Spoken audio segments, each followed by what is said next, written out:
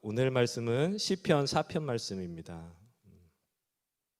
제가 새벽 예배를 할 때 시편을 계속 묵상하고 있는데요.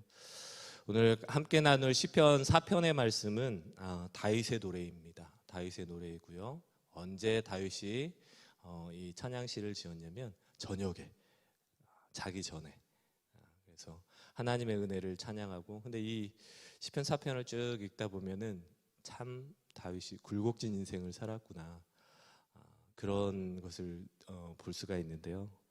오늘 이 말씀을 같이 나눌 때 성도님들 같이 이제 합독을 하실 텐데, 이 말씀 가운데 주시는 말씀이 무엇인지 자기의 말씀을 한 구절씩 두 구절씩 한번 받아보시고, 하나님께서 이 말씀은 참 좋다, 이 말씀 오늘 하루 이 말씀 가지고 이 구절 가지고 하루를 살아내야 되겠다 주시는 말씀이 있을 거라고 믿습니다. 시편 4편 1절부터 8절 말씀인데요, 우리 천천히 한번 묵상하면서 같이 합독하도록 하겠습니다. 1절부터 읽겠습니다. 시작. 내 의의 하나님이여, 내가 부를 때에 응답하소서. 곤란 중에 나를 너그럽게 하셨사오니 내게 은혜를 베푸사 나의 기도를 들으소서. 인생들아, 어느 때까지 나의 영광을 바꾸어 욕되게 하며 헛된 일을 좋아하고 거짓을 구하려는가? 여호와께서 자기를 위하여 경건한 자를 택하신 줄 너희가 알지어다. 내가 그를 부를 때에 여호와께서 들으시리로다. 너희는 떨며 범죄하지 말지어다. 자리에 누워 심중에 말하고 잠잠할지어다. 아멘. 의의 제사를 드리고 여호와를 의지할지어다. 아멘. 여호와의 사람이 말이 우리에게 선을 보일 자 누구냐 하오니 여호와여, 주의 얼굴을 들어 우리에게 비추소서. 주께서 내 마음에 두신 기쁨은 그들의 곡식과 새 포도주를 풍성할 때보다 더하니이다. 내가 평안히 눕고 자기도 하리니 나를 안전히 살게 하시는 이는 오직 여호와이시니이다. 아멘. 할렐루야. 다윗의 고백입니다. 참 1절부터 보면은 내 의의 하나님이여, 내가 부를 때에 응답하소서. 곤란 중에 나를 너그럽게 하셨사오니 내게 은혜를 베푸사 나의 기도를 들으소서. 다윗의 인생을 보면 하나님께 기름 부음 받은 자고, 우리 성경 역사상 정말 얘는 내 마음에 합한 자라고 하셨던, 하나님께서 직접 그렇게 말씀하셨던 정말 귀한 우리 믿음의 선배입니다. 근데 이 다윗이 1절부터 그렇잖아요. 내 의의 하나님이여, 내가 부를 때 응답하소서. 곤란 중에 나를 너그럽게 하셨사오니. 제가 이제 성경을 여러 가지 버전으로 이렇게 같이 묵상을 많이 하는데, 이번에는 개역개정으로 한번 통독을 하고, 어떤 때는 새 번역으로 한번 통독을 하고, 어떤 때는 쉬운 성경으로 한번 통독을 하고 그러거든요. 근데 그러면서 좋은 게 뭐냐면, 안 좋은 건 뭐냐면 이 성경이 계속 버전이 바뀌다 보니까 암송을 하고 싶은 구절들이 있잖아요. 근데 개역개정이 막 30년 40년 그렇게 계속해서 묵상을 했던 성경이다 보니까 암송이 안 되는 거야. 새 번역을 읽을 때나 그다음에 쉬운 성경 같은 걸 읽다 보면은 이게 암송이 안 돼요. 결국은 암송은 개역개정으로 가서 하게 되더라고요. 근데 이게 제가 다른 버전의 성경을 묵상하면서 이렇게 좋은 점은, 특히 이제 개역개정 말고 새 번역 성경이나 쉬운 성경 이런 것들은 원어에 가깝게, 예를 들어서 구약 성경 같은 경우는 히브리어에 가깝게 그렇게 번역을 하거든요. 그리고 신약 성경은 헬라어, 그리스어, 고대 그리스어를 가깝게, 원어에 가깝게 그렇게 그 번역을 하다 보니까 그나마 우리가 기존에 있었던 개역개정에서 어렵게 생각했던 것들이 많이 쉽게 풀어지는 모습을 볼 수가 있어요. 특히 이제 시편 같은 경우는 그런데, 짧게 한 구절만 설명을 드리면, 3절 같은 경우에는 여호와께서 자기를 위하여 경건한 자를 택하신 줄 너희가 알지어다, 이렇게 개역개정으로 나와 있거든요. 근데 3절 새 번역에는 어떻게 나와 있냐면, 주님께서는 주님께 헌신하는 사람을 각별히 돌보심을 기억하여라. 완전 다르죠. 완전 달라요. 그러다 보니까, 근데 이 다른 버전의 성경을 여러분들이 굳이 돈을 주고 사지 않으셔도 돼요. 여러분들 핸드폰 있으시잖아요. 핸드폰 성경을 읽다가 이게 도대체 뭔 말인지를 모르겠다 하시는 분은 성경 그 인터넷을 찾아보시면 뭐 새번역이든 쉬운 성경이든 나오니까 그걸 찾아보시면 아 이게 이런 뜻이구나, 이런 뜻으로도 이렇게 해석이 되는구나, 그렇게 그래서 마음에 잘 와닿는 그런 경우가 종종 있습니다. 그래서 그런 거를 추천을 드리고요. 오늘 여러분들이 이게 시편 4편을 같이 이렇게 묵상을 하시면 여러분은 어떤 것 마음에 오셨나요? 어떤 구절을 마음에 이게 이 말씀은 진짜 좋다 하는 말씀이 있으셨나요? 제가 이제 이거는 학생들하고 같이 성경을 읽었으면은 누군가를 이렇게 지적을 해서 이거 뭐 몇 절이 좋았니 하고 아마 물어봤을 텐데 많은 분들 그 여러 구절이 좋아하는 구절이 여러 구절이 있는데 저는 7절하고 8절이 이렇게 조금 많이 아는 구절이기도 하고 저한테는 좋은 말씀이시더라고요. 7절하고 8절 우리 함께 같이 다시 한번 읽어볼까요? 시작. 주께서 내 마음에 두신 기쁨은 그들의 곡식과 새 포도주가 풍성할 때보다 더하니이다. 내가 평안히 눕고 자기도 하리니 나를 안전히 살게 하시는 이는 오직 여호와이시니이다. 아멘. 저희 어머니 때문에 이제 저희 가족들은 다 신앙생활을 처음 시작을 했는데 어머니가 하시는 말씀이 있으셨어요. 제가 중고등학교, 대학교 때였으니까 지금부터 한 20년, 30년 가까이 전에 이제 말씀을 하셨던 거죠. 삶이 고달프셨어요. 저희 어머니가 삶이 고달프시고 정말 힘드셨어요. 힘드시고 육신으로도 힘들고 그리고 마음적으로도 힘들고 저희 아버지 어머니는 많이 싸우셨거든요. 그리고 작은 농장을 하셨는데 이제 그 농장 하면서 그 땡볕에서 같이 아버지하고 일하시고 하시다 보니까 몸도 힘들고 마음도 힘들고 그러면서 어머니가 늘 하시는 말씀이 있었어요. 내가 하루 중에 언제가 제일 정말 행복한지 아니? 지금 권사님은 이렇게 끄덕끄덕 하시더라고요. 다들 짐작하시죠? 저희 어머니가 그 얘기 하시더라고요. 나는 모든 일을 다 끝내고 잠자리에 이렇게 눕는 때 그때가 가장 행복하다고 말씀하시더라고요. 삶이 지치고 마음이 지치고 하다 보니까 모든 하루 일과를 끝내고 나서 이제 잠자리에 누워서 이제 자려고 하는 그 시간, 그 시간이 가장 행복하다고 그렇게 말씀하시더라고요. 여러분들은 하루 중에서 어떤 시간이 가장 행복하시나요? 근데 그 말씀을 제가 요즘 이해를 하고 있어요. 그만큼 저도 이제 나이가 들었다는 얘기인데 하루 종일 골몰하고 특별히 이렇게 일을 하고 막 이러다가 돌아다니지 않아도 특별히 저에게 뭐 강요하는 사람이 없고 뭘 하라고 하는 사람이 없는데 왜 이렇게 하루가 힘들고 고단한지 저녁에 누워가지고 잠깐 이제 뉴스를 보거나 핸드폰을 보거나 이 시간이 너무 행복한 거예요. 저도 나이가 들었다는 얘기인 것 같습니다. 이 다윗은 1절부터 쭉 보면은 많은 사람들 나에게 너는 인생들아 어느 때까지 나의 영광을 받고 욕되게 하며 헛된 일을 좋아하고 거짓을 꾸미는가. 곤란 중에도 처하게 되고 자기 주위에 있는 사람들이 자꾸 너의 하나님이 어디 있느냐, 너의 하나님이 어디 있느냐 그렇게 질책을 하기도 하고 그런 삶을 쉽지 않고 평탄치 않은 삶을 그렇게 살았던 것 같습니다. 왕이 되기 전부터 그랬고 왕이 돼서도 그랬고 쉽지 않은 삶을 살았던 것 같아요. 그러면서 이제 자기 전에 저녁이 되어서 해가 뉘엿뉘엿지고 하나님께 이제 가만히 하나님을 묵상하다가 떠오르는 말씀이 7절 말씀. 주께서 내 마음에 두신 기쁨은 그들의 곡식과 새 포도주가 풍성할 때보다 더하니이다. 주님께서 내 마음에 두신 기쁨, 가만히 묵상하고 그러다 보니까 우리 다윗이 저희가 성경 읽는 삶 그리고 묵상하는 삶을 방해하는 것들이 아까 제가 이제 언뜻 말씀하셨는데 핸드폰이 너무 묵상하는 삶을 방해하는 것 같더라고요.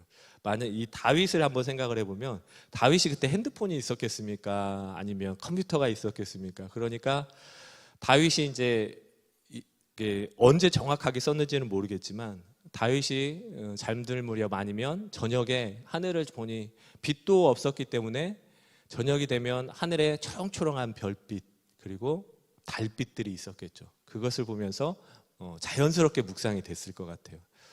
나의 인생을 보니 힘들고 어렵지만 저 하늘을 보니 또 모든 것들을 지신 하나님이 생각이 나고, 그러면서 이제 자연스럽게 주님께서 내 마음에 두신 이 기쁨, 하늘을 보면서 그렇게 하나님을 묵상하다가 받는 이 기쁨이 세상 사람들이 원하는 곡식과 새 포도주가 풍성할 때, 재물이 풍성하고 나의 삶이 풍족할 때, 그때 누리는 그 행복보다 하나님, 저는 이 행복이 너무나도 기쁩니다. 너무나도 감사합니다. 이런 마음이었었던 것 같아요.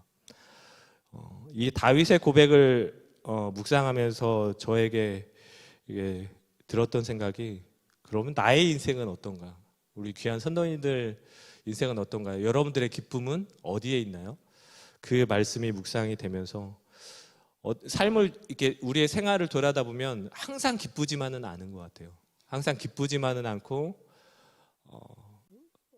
걱정이 되기도 하고, 내 자녀가 걱정이 되기도 하고, 내 일이 직장이 걱정이 되기도 하고, 재정이 걱정이 되기도 하고, 또 건강이 걱정이 되기도 하고, 우리에게 각각의 모습대로 걱정되고 기도거리들이 많이 있죠. 그런 가운데 우리 마음에 주시는 그 기쁨이 언제 찾아오는지, 이 말씀을 보면서 다윗은 항상 형통한 삶을 살지는 않았거든요. 근데 다윗은 하나님께 자기 마음에 있는 기쁨을 하나님께 고백을 하면서 이 아침 주셨던 이 말씀을 하나님께 올려드렸던 것 같아요. 이 말씀을 묵상하면서 우리가 그러면 언제 기뻐할 수 있느냐 했을 때, 여러분 잘 아시는 데살로니가전서 5장 16절 18절 말씀인데요. 여러분 잘 아시니까 한번 같이 항상 기뻐하라 이렇게 시작하죠. 데살로니가전서 5장 16, 17, 18절 함께 합독하도록 하겠습니다. 시작. 항상 기뻐하라, 쉬지 말고 기도하라, 범사에 감사하라. 이것이 그리스도 안에서 너희를 향하신 하나님의 뜻이니라. 항상 기뻐할 수 있는 이유가 무엇이고, 또 쉬지 말고 기도하고 범사에 감사할 수 있는 우리의 삶은 어떤 것일까요?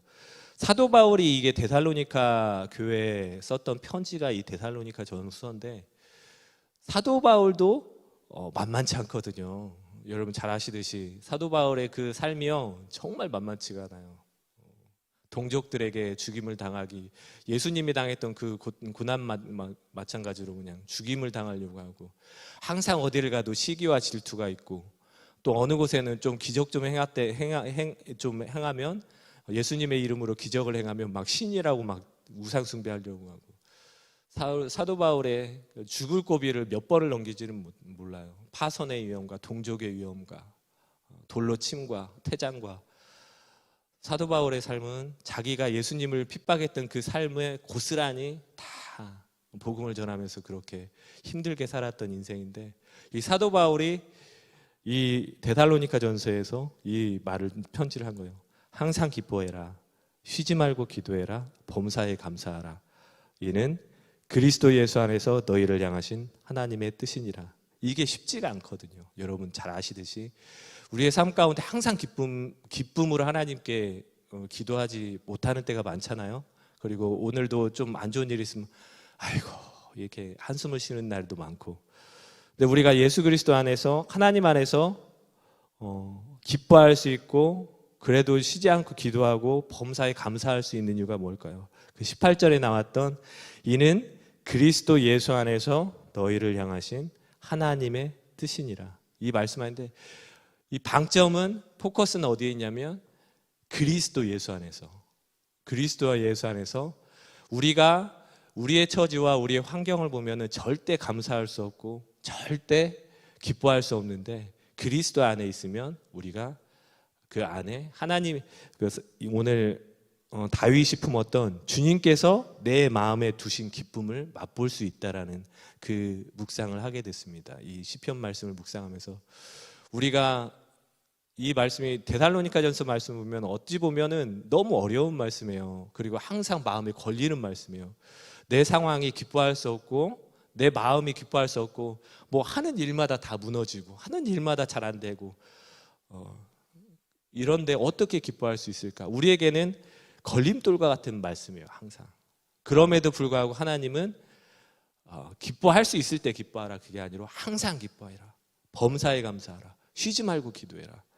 말씀을 하실 수 있었던 이유가 바로 그리스도 예수 안에 있으면 이 기쁨을 누릴 수 있다라는 말씀입니다. 이 그리스도 안에 있다라는 말씀은 또 어디로 연결이 되냐면 우리가 잘 아는 포도나무의 비유 요한복음 15장 말씀으로 연결을 할 수가 있습니다. 요한복음 15장 한번 3절에서 7절까지 말씀만 우리 한번 쭉 한번 같이 합독하도록 하겠습니다. 요한복음 15장 3절부터 7절 말씀입니다. 우리 천천히 한번 읽어볼까요? 시작. 너희는 내가 일러준 말로 이미 깨끗하여졌으니 내 안에 거하라. 나도 너희 안에 거하리라. 가지가 포도나무에 붙어있지 아니하면 스스로 열매를 맺을 수 없음같이 너희도 내 안에 있지 아니하면 그러하리라. 나는 포도나무요 너희는 가지라. 그가 내 안에 내가 그 안에 거하면 사람이 열매를 많이 맺나니 나를 떠나서는 너희가 아무것도 할 수 없음이라. 사람이 내 안에 거하지 아니하면 가지처럼 밖에 버려 마르니 사람들이 그것을 모아다가 불에 던져 사르느니라. 너희가 내 안에 거하고 내 말이 너희 안에 거하면 무엇이든지 원하는 대로 구하라. 그리하면 이루리라. 아멘. 3절 말씀에 너희는 내가 일러준 말로 이미 깨끗하여졌으니 예수 그리스도 안에서 기뻐할 수 있고 예수 그리스도 안에서 우리가 항상 감사할 수 있는 이유가 여기에 나와 있는 전제 조건이 나와 있는데요. 너희는 내가 일러준 말로 이미 깨끗하여졌으니 하나님의 말씀 예수 그리스도의 말씀으로 우리 안이 청소되었을 때 이게 하나님 안에서 예수 그리스도 안에서 우리가 기뻐할 수 있는 이유입니다. 시편 119편 9절에 보면 이 말씀이 있죠. 청년이 무엇으로 그 행실을 깨끗게 할 수 있느냐? 그 행실을 깨끗게 할 수 있는 것은 오직 하나님의 말씀으로 삼가할 따름입니다. 시편 119편 9절 말씀입니다. 가만히 보면은 성경은 참 기적 같은 책인 것 같아요. 그리고 우리 인생의 해답과도 같은 그런 거예요. 우리의 마음 그리고 우리의 영혼 어떻게 깨끗해질 수 있을까요? 그리고 우리의 행동이 어떻게 하면 깨끗해질 수 있을까요? 제 자신만 돌아보더라도 오늘 하루도 몇 번을 죄를 짓는지 또 내일도 몇 번을 죄를 지어야 될지 모르는 죄투성이인 인생인데 어떻게 하면 우리의 영혼이 깨끗해지고 어떻게 하면 우리의 삶이 깨끗해질까요? 시편에도 그랬고 수천 년 전에 시편 기자도 그랬고 요한복음에서 복음서에서 예수 그리스도께서도 그렇게 말씀하셨어요. 너희는 내가 일러준 말로 이미 깨끗하여졌으니 시편 19편에는 청년이 무엇으로 그 행실을 깨끗게 하겠습니까? 오직 주의 말씀을 삼가함으로 그 말씀을 지킴으로 말씀 가운데 있음으로 그 행실을 옳게 할 따름입니다. 우리의 삶 가운데 우리가 예수 그리스도의 그 풍족한 복을 누릴 수 없고 풍족한 기쁨을 누릴 수 없지만 우리 스스로의 노력과 우리 스스로의 상태로는 할 수 없지만 예수님 안에서 그리고 하나님의 말씀이 우리 안에 거할 때 우리의 삶 가운데 우리 영혼이 정리가 되고 우리의 행동이 정리가 되고 우리 늘 얘기하잖아요. 담배 피고 술 먹는 거는 우리를 더럽게 할 수는 없어요. 다만 이 성전에서 담배 피고 술 먹을 수는 없잖아요. 근데 우리의 영혼에 의지로 해서 끊을 수 없고 의지로 해서 단절할 수는 없지만 우리 안에 하나님의 말씀이 들어올 때 하나님의 말씀이 믿어질 때 그때 자연스럽게 저도 모르게 그게 끊어지고 술이 끊어지고 담배가 끊어지고 또 이상한 것들이 끊어질 수 있다는 거죠. 우리의 노력과 우리 의지로는 절대 될 수 없고 하나님의 말씀이 우리 안에 들어와야 된다는 것입니다. 시편 요한복음 마지막 절 15장 7절 말씀 이 한 구절만 나누고 끝내길 원하는데요. 7절 말씀 한번 같이 읽어볼까요? 시작. 너희가 내 안에 거하고 내 말이 너희 안에 거하면 무엇이든지 원하는 대로 구하라. 그리하면 이루리라. 아멘. 포도나무와 성경에 보면은 정말 이거는 평생을 연구를 해야 되겠다 하는 성경 장들이 있어요. 그 중에 그 한 구절, 특히 이제 요한복음에 그런 구절들이 많은데요. 요한복음 3장에 보면 니고데모가 예수님 찾아왔던 거, 그 다음에 우물가의 연인과 예수님, 그게 요한복음이 그렇게 길지 않거든요. 근데 거의 한 장씩을 차지하고 있어요. 요한복음 그 예수님의 생애를 통틀어서 적어놓은 게 이제 복음서인데 요한복음에 그렇게 한 장씩이 찾아 있는 거 보면은 정말 보석과도 같고 평생을 탐구하면서 여기에는 어떤 보화가 숨어 있을까, 이런 것들 중에 하나가 바로 이 요한복음 15장 말씀, 포도나무와 가지의 비유. 내가 하나님 안에 있고 하나님이 내 안에 있는 것 같이 너도 내 안에 있고 나도 너 안에 있으면 나도 너희 안에 있을 거다. 도대체 이해가 되지 않는데 뭔가 이해가 할 수 있을 것 같아요. 우리 이성으로는 이해할 수 없지만 우리의 영으로는 뭔가 이해가 되는 것 같아요. 그렇죠? 그게 바로 영의 말씀이고 영의 사람인 거죠. 그게 이해가 갈 것 같은 사람은 영의 사람인 거죠.